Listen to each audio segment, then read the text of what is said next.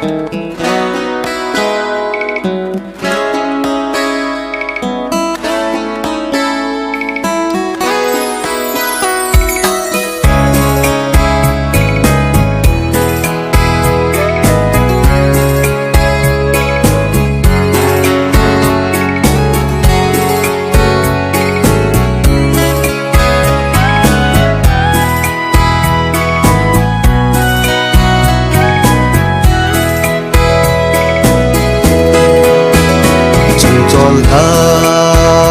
vợ nuôi hi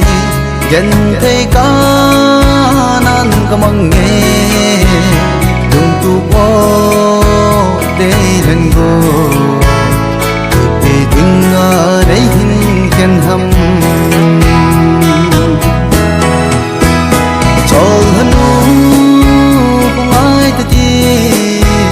ở trong khăn ngây ngờ tự đi ô sẽ chờ lâu số mai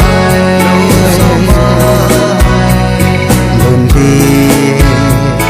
và thế hứa ta đi nghe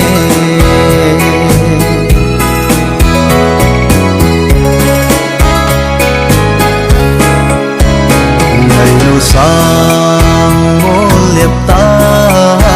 ung kia nung lê lâu đi sông nè người mày ta nghe đến nuôi băng pha Cholhanu không ai tự đi ở trong khăn đây ngờ tự đi ô cả điều xe nhung sẽ chờ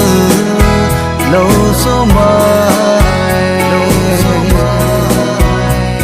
luôn thì thế hứa ta đi nghe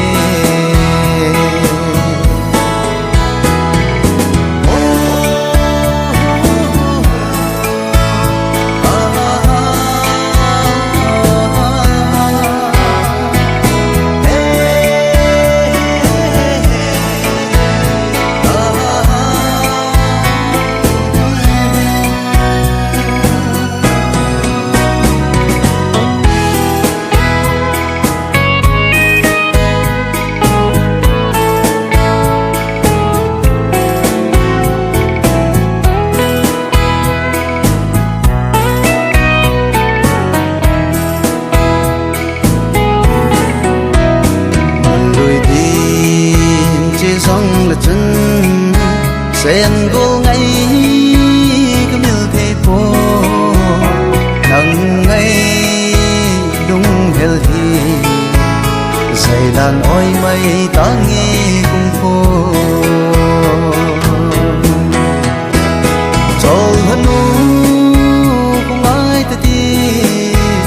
ở trong khăn